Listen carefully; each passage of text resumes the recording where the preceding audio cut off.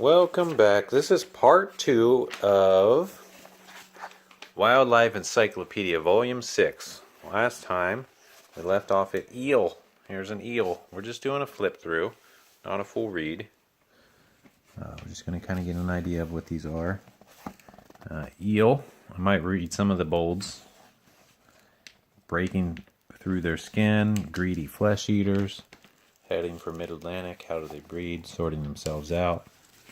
Cousins or brothers? Look at that eel. They look a lot like snakes.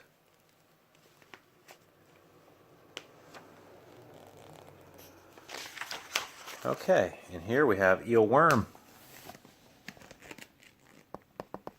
Unfamiliar to most people because many of them are microscopic. These are tiny. Staggering totals. Live off potato crops. There's a decimated patch of sugar beet. The effect of heavy infestation.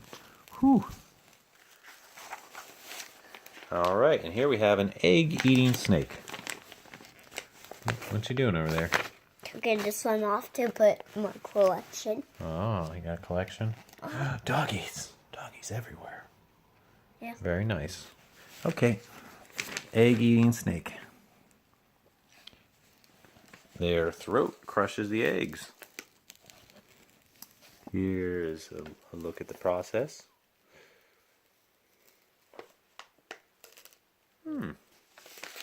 Many disguises. Cobras. Putting on a fierce front. This camera's having a lot of trouble staying focused. There, we'll try to keep it steady. Here's an egret. It's a bird.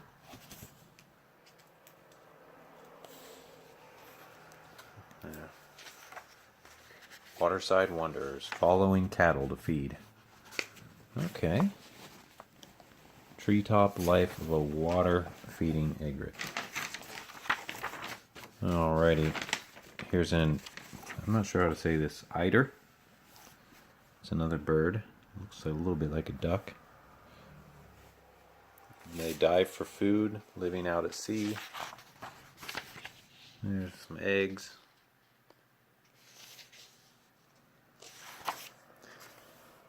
Eiderworm farms. Eiderdown farms. Here's an eland. Or an eland.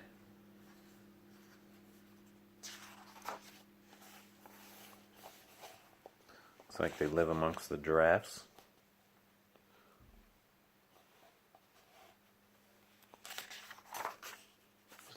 Here's an electric catfish. Whoa. Let's get a close up here. The electric catfish. Electricity is linked with the very nature of living matter, it says. Rough, tough neighbors, known to the Egyptians, skin-deep batteries. There's the electric eel. High voltage jolts. Bringing home the babies, source of all life. Poor gills, no lungs. Even more remarkable than an electric eel is the story of the first man to study its electric discharge. Here's the electric ray.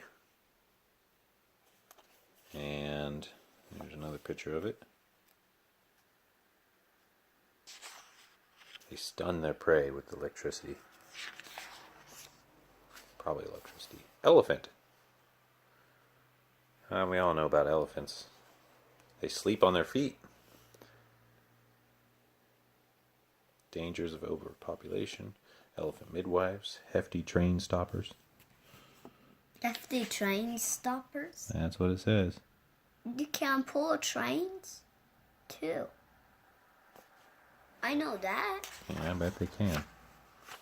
Because Here's some pictures of elephants. And some people can use horses to pull trains. Yeah, you need to.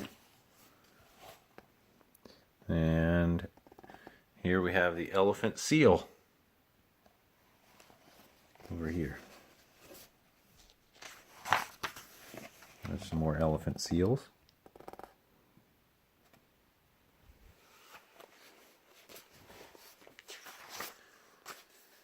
And the elephant shrew. Looks like it's got a long nose. Must be where it gets its name, like an elephant. There's more elephant seals, or what was it called again? Elephant shrew.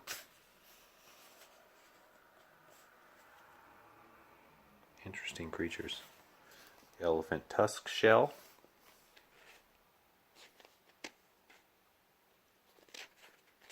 Maybe that's what those are. The largest That penguin. we were used to see, Dad. Tusks? Yeah. We were used to see them on our blanket outside on our picnic blanket. Oh, this is an elephant tusk shell. This is apparently a real thing.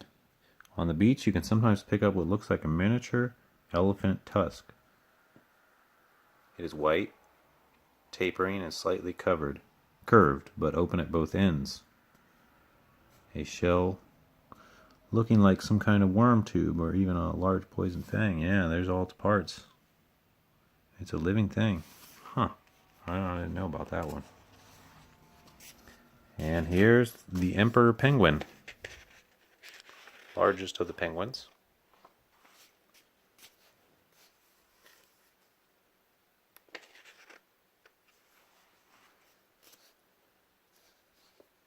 And here we have the emu. They are pests in the dry season. Aw. What did he do? There's a baby one and an egg. Oh, they're just big birds, I think. And They're good at keeping down harmful insects. The father guards the eggs.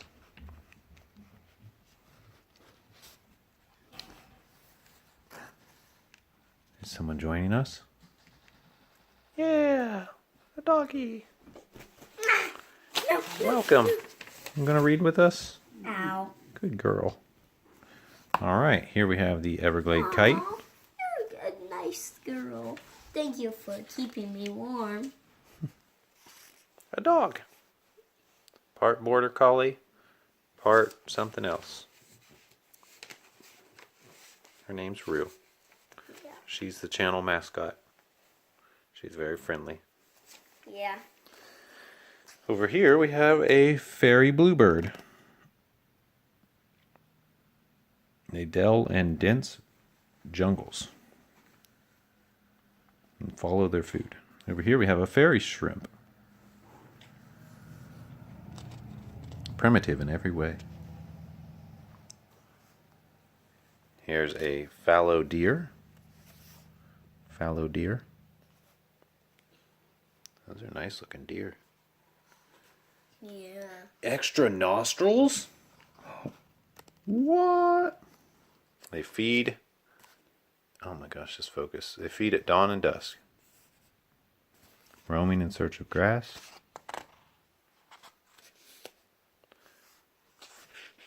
The fallow deer. This is called a false killer. I'm guessing it's a false killer whale. Mistaken for a killer whale frequently or something. I think it's supposed to be a killer whale. Here's a false scorpion. False means not true. It does kind of look like a scorpion, but it's not. False scorpion.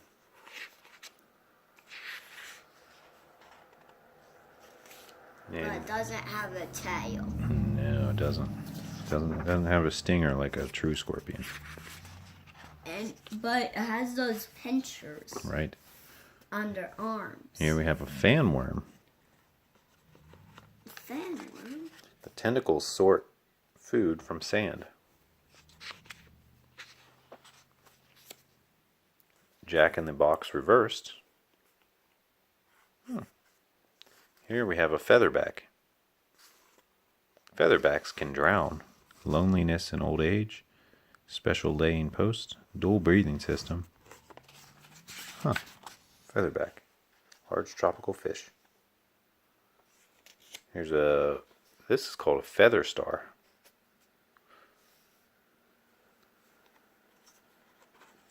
Do you know about him? No, we can learn though. Let's learn.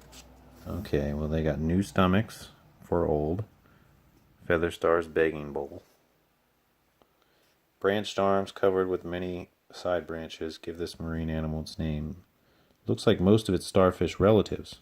Feather stars, like most of its starfish relatives, feather stars, which belong to another group of ichnoderms, have basically 5 arms radiating out from its central body.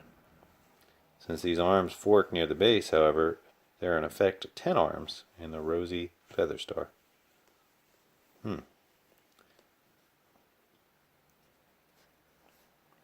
they're related to the starfish. Here's a fence lizard. They climb on fences. Yeah, probably. Here's a finnick. Hey! That's the front covered. Yeah, it is, isn't it? A finnick. Yeah. It must be some type of fox. Yeah. Also known as the finnick fox. They're desert foxes. They live in deserts. That's cool. Yeah. Here's a fer de lance. Fer de lance? That's a snake. Yeah. Desert snake. Venomous. Even when babies. Huh. Wow. Very dangerous snake, it sounds like. Here's a ferret. Probably seen these at the pet store. No, we haven't. Oh, you haven't? Well, they're commonly at pet stores. We'll have to see one sometime. Here's a fiddler crab. Fiddler, fiddler, fiddler. Look at all them sticking up their little claws through the mud. Colorful crabs. Alright. Here we have a field vole. They look like claps. Yeah, oh, this one got grabbed. Yeah, these are still the same crabs. Those are still fiddler crabs over here. But over here we have a field vole. Looks like owls eat them. Oh, poor field vole. Okay, we're getting close to the end here. Plagues of voles. They probably they breed a lot probably. They probably have tons of babies. Enemies thrive on voles. Well, that explains why they get eaten all the time. There's too many of them. It's pretty common in nature. There's an abundance of one thing. Something else profits from it. Either that or they take over. Fighting fish. You've seen these commonly, haven't you? These are called betta. I think you have one of these. Yeah. At your mom's. Yeah. Of course I do. Yeah. Fighting fish. They're actually called fighting fish. I have those. I wanted to get another one. First, I did not know if they fight. They do. You can't have them together. Exploding with rage. They battle each other. Here's a finfoot. Let me get a close-up of this. How about a different fish, Dad? I don't think they get along with any fish. They're very territorial. So do you have to be by yourself? Yep. The fighting fish has to be by itself, or it'll fight. Finfoot. Or else the other fish will get killed. Yeah, probably. Here's a firebelly. No bluffing. Safe from enemies. Toad with a musical voice. A modest spawning output. The Firebellied Toad has an unusual way of scaring its enemies.